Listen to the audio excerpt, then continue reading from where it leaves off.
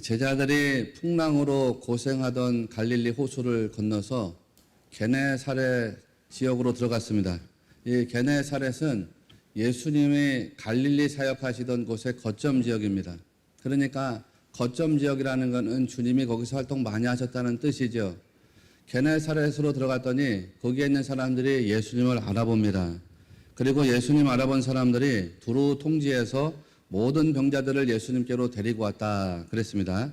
이 사람들이 예수님께 와서 무엇을 요구하냐면 우리가 예수님 옷자락에라도 좀 손을 대게 해주십시오 이렇게 요구를 합니다. 그리고 나서는 그 다음 말씀을 보면 손을 대는 자는 다 나음을 얻으니라 말씀이 이렇게 되어 있습니다.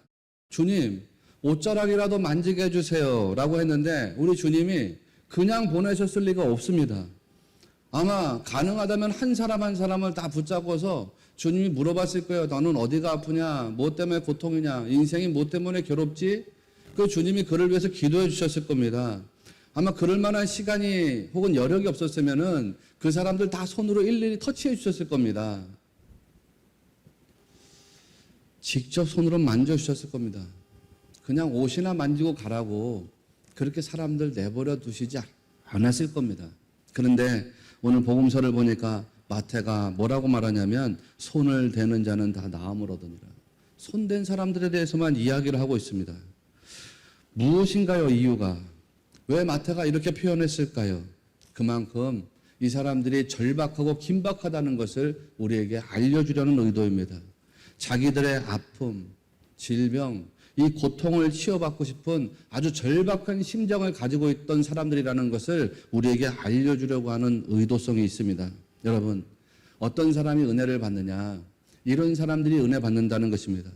자기의 필요를 구하는 사람, 자기 연약함을 아는 사람, 자기의 부족함을 느끼는 사람, 그래서 주님께 자기의 연약함을 채워달라고, 부족함을 채워달라고, 필요를 채워달라고 구하는 사람들에게 주님이 만나주시고 그 필요를 채워주신다라는 것입니다. 바람이 아주 거칠게 불었던 바다, 그 위를 걸어오셨던 예수님의 이야기를 한번 생각해 보십시오. 우리가 지난주에 나눴던 말씀입니다. 예수님이 제자들을 찾아오신 때가 밤 사경이라고 했습니다. 밤 사경. 유대인들이 시간을 4등분으로 쪼개는데 밤 사경이니까 밤에 제일 끄트머리 시간이라고 했습니다. 저녁 6시부터 아침 6시까지의 시간, 12시간을 4개로 쪼갰으니까 새벽 3시부터 새벽 6시까지의 시간입니다. 그 시간 동안에 이 사람들이 폭풍과 씨름하고 있었습니다. 다시 말하면 밤새도록 풍랑과 씨름하고 있었다 그런 뜻입니다. 밤새도록 풍랑과 씨름했는데 문제가 해결될 조짐이 보이지를 않습니다. 그러니까 몸은 지쳤겠지요. 영혼은 피곤해졌겠지요. 아주 몸이 지치고 절망에 영혼이 빠져 들어갈 만한 그런 시간입니다. 내가 아무리 노력해도 아무리 열심히 해도 풍랑을 헤치고 목적지에 도달할 만한 가능성이 보이지가 않습니다. 길이 보이지가 않습니다.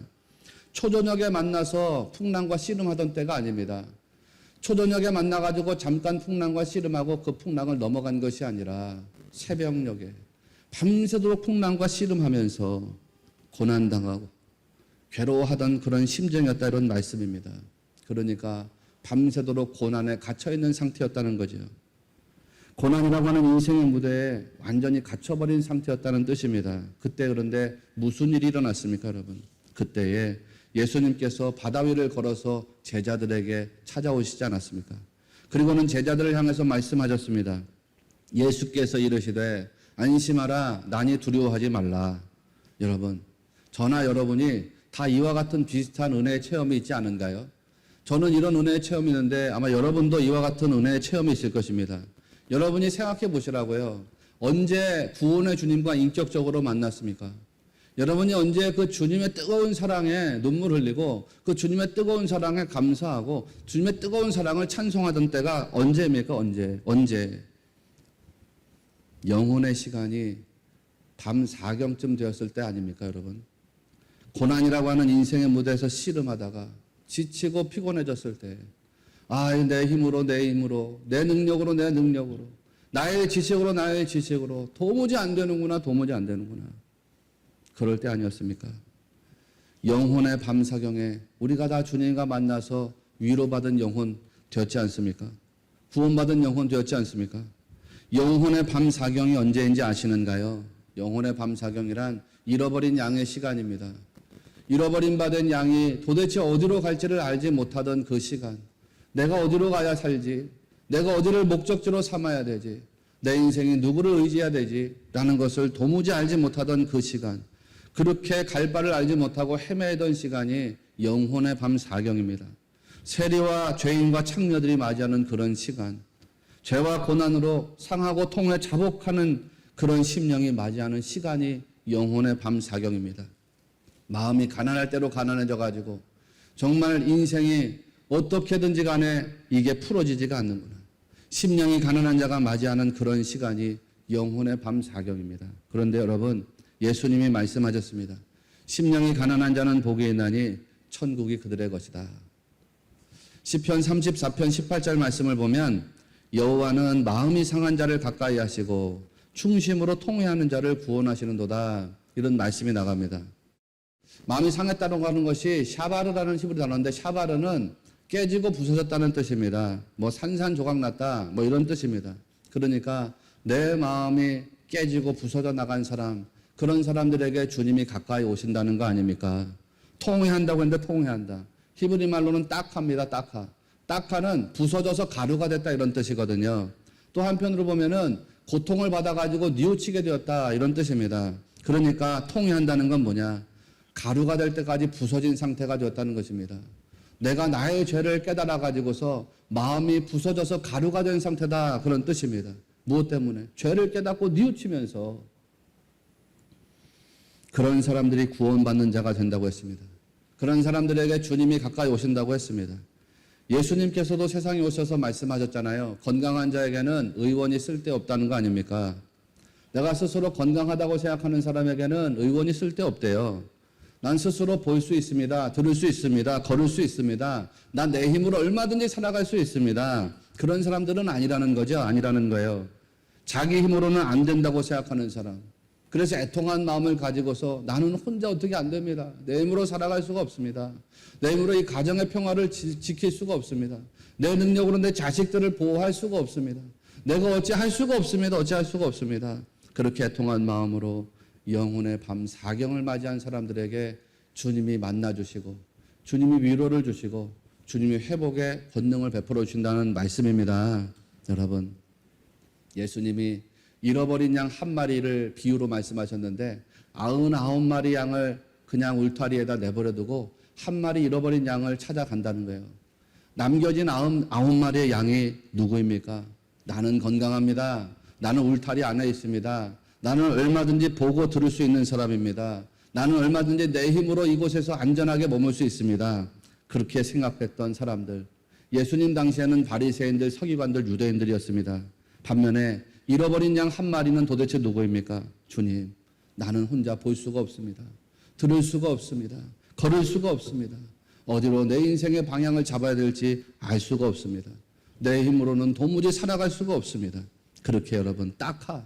가루처럼 완전히 부서져 버린 상태, 찢어질 대로 찢어진 심령이 된 상태, 그런 사람들 주님이 만나주시고 주님이 은혜를 베풀어 주신다는 것입니다. 성경은 우는 자가 복이 있다 그랬어요. 가난한 자가 복이 있다 그랬어요. 왜 그런 거예요? 내가 울어야지 그 눈물을 닦아주실 수 있는 분이 내게 찾아오시기 때문이에요. 내가 가난한 상태가 되었을 때 그 가난을 부유하게 해주시는 분이 내게 찾아와서 은혜를 베풀어 주시기 때문입니다. 내가 부유하든지 가난하든지, 내가 건강하든지 연약하든지, 내가 영광 중에든지 비참한 중에든지 예수님 없는 나가 슬픔인 것입니다. 예수님 없는 나는 아무것도 아닙니다. 정말 그렇게 느끼고 그렇게 소망하고 그렇게 정말 갈망하는 그런 배고픈 영혼을 주님이 만나주신다는 거예요. 만나주신다는 거. 풍랑이 일어났던 배에 예수님이 찾아온 거 아닙니까? 밤새도록 씨름하면서 자기들 노력을 했습니다. 자기들 열심을 했습니다. 자기들 지식을 했습니다. 다 동원해봤는데 밤새 씨름해도 앞으로 나가질 못합니다. 인생의 풍랑을 헤쳐나가지를 못합니다. 목적지에 도달할 수가 없습니다. 그런데 그때 주님이 그들에게 찾아와 그들과 하나가 됩니다. 그들과 하나가 되었을 때 어떻게 되었습니까? 예수님이 베드로와 함께 배에 오르셨다 그랬잖아요. 지난주 말씀 기억해 보면 예수님이 베드로와 함께 그들 제자들이 타고 있는 배에 함께 오르시니까 바람이 그쳤다 그랬습니다. 여러분, 신앙생활 하면서요, 언제나 이 함께라는 단어를 잊어버리면 안 돼요. 함께라는 단어를 놓치시면 안 돼요. 이 함께라는 단어 늘 여러분의 영혼에 새기면서 신앙의 삶을 살아가셔야 돼요. 임마누엘이라고 하는 것도 그거 아닙니까? 하나님이 나와 함께잖아요. 함께 하신다는 거 아닙니까? 예수님과 함께, 예수님 안에 제자들이 있으니까 바람이 그쳤더라는 것입니다. 여러분, 우리도 마찬가지거든요. 여러분이 예수님과 함께 예수님 안에 그렇게 존재한다 그러면 여러분에게 풍랑이든지 바람이든지 고난이든지 문제든지 그게 다 그치게 된다는 것을 꼭 믿으시기를 바랍니다. 바람이요, 여러분, 자꾸 여러분 인생에 불어온다고요. 여러분을 무너뜨린다고요. 넘어뜨리려고 한다고요. 나이가 들면 그렇지 않습니다. 목사님, 우리 나이쯤 되면요, 다 초월합니다. 과연 그렇습니까? 아닌 것 같은데요. 젊어서는 사람들이 돈이 없으면 살 수 없다고 생각한대요. 그런데 말씀드렸죠. 나이가 들면 어떻게 생각한다고요? 돈이 없으면 살 수 없다는 생각을 더 강하게 한대요. 나이 이기지 못합니다. 나이가 들어가면서 목사님 우리 더 건강해집니다. 나 그런 분 못 봤습니다. 나이가 들어가면서 건강이 허물어집니다. 나이가 들어가면서 목사님 욕심이 다 내려놔집니다. 그렇게 되면 감사한데 나이 들면서 여전히 자식 욕심이 놓쳐지지가 않습니다. 재물 욕심이 놓쳐지지가 않습니다. 나이가 여러분을 계속 이겨나갑니다. 세상이 우리에게 바람을 일으킵니다. 그 바람이 여러분을 자꾸 무너뜨리려고 합니다. 그 바람이 자꾸 여러분을 쓰러뜨리려고 합니다. 막 온갖 방법을 동원해가지고서 여러분을 넘어뜨리려고 발악을 합니다. 그런데 여러분이 그리스도 안에 들어가 있으면 그 바람이 불다 지쳐서 그냥 그치게 된다는 것입니다. 이제 오늘 말씀에서 좀 더 중요한 주제로 나가려고 합니다. 좀 더 중요한 주제를 한번 다뤄보려고 합니다. 35절을 잘 보세요. 그곳 사람들이 예수이신 줄을 알고 그 근방에 두루 통제하여 모든 병든 자를 예수께 데리고 왔다 그랬습니다. 게네사렛에 있는 사람들 중에 예수님 알아본 사람들이 근방에 있는 지방에 두루 통제했다 그랬습니다. 두루 통제했다. 헬라어로는 아포스테일란이라는 단어인데, 통제했다는 단어가, 아포스테일란의 이제 원형이 뭐냐면 아포스텔로예요. 아포스텔로 여러분에게 참 익숙한 단어 아닙니까? 예수님께서 제자들에게 천국 복음을 전하라 사명을 줬습니다. 그리고 그 사명 받은 사람들을 세상에 보내셨습니다. 목적을 가지고 세상에 보내졌습니다. 의도를 가지고 세상에 보내졌습니다. 그 목적과 의도가 뭐냐면 세상에 가서 복음 전하라는 거예요. 복음 전해서 어떻게 하라는 거예요? 죽어있는 영혼 살려내라는 것입니다.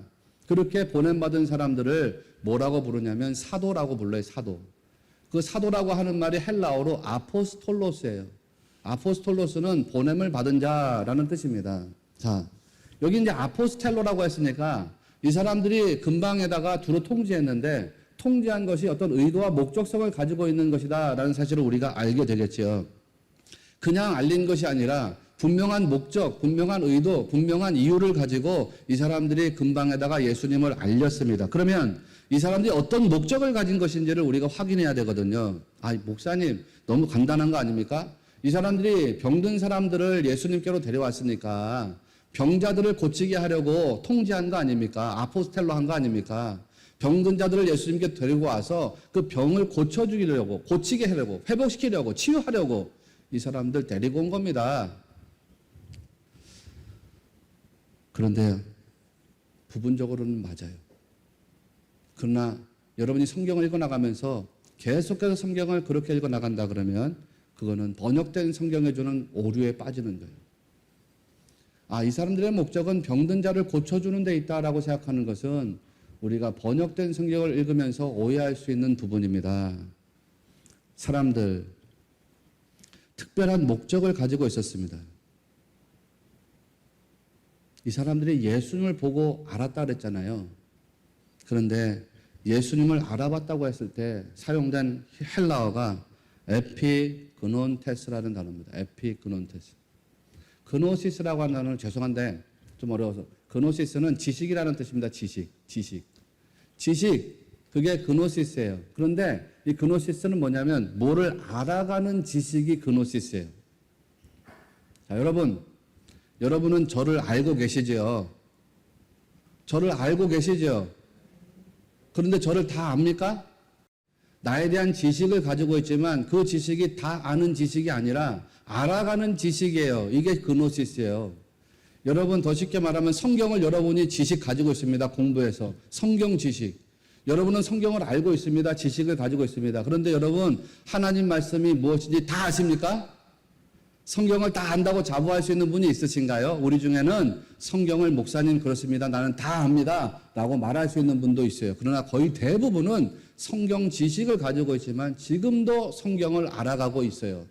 이게 그노시스예요. 나 장로님을 압니다. 그럴 때 그노시스예요. 왜 다 알지는 못하거든요. 나 권사님을 압니다. 그럴 때 그노시스예요. 왜 다 알지 못하거든요. 그런데요. 에피그노시스라 그러면은 이거는 다 아는 거예요. 말 그대로. 다 아는 거예요. 완전한 지식이에요. 에피그노시스라 그러면. 부분만 아는 게 아니라 다 아는 거. 그래서 이 에피그노시스는 인간의 노력으로 안 돼요. 여러분이 공부해서 되지 않아요. 공부해서 박사가 되고 뭐가 된다고 해서 에피그노시스에 도달할 수가 없어요. 여러분이 도달하는 지식은 다 그노시스예요. 완전하게 아는 것이 아니라 여전히 모르는 부분이 있어요. 알아가는 지식일 뿐이에요. 근데 에피그노시스는 다 아는 지식이라고 했어요. 이건 누가 주셔야 되냐면 하나님이 주셔야 돼요. 하나님의 영이 여러분을 깨닫게 하실 때 성경의 진리가 관통될 줄을 믿으시기 바랍니다. 이게 에피그노시스예요. 다 아는 거예요. 완전한 지식이거든요. 그래서 에피그노시스는 우리로 하여금 경건에 이르도록 도움을 줘요. 그래서 어떤 사람들은 말하기를 에피그노시스는 경건에 이르게 하는 지식이다 이렇게 말해요. 자, 오늘 말씀해 보니까 예수님 알아본 사람들이 예수님을 그노시스한 게 아니라 에피그노시스 했다는 거 아닙니까?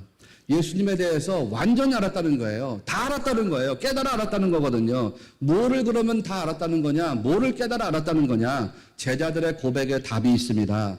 마태복음 12장 33절에 붙어서 이 말씀이 나오잖아요.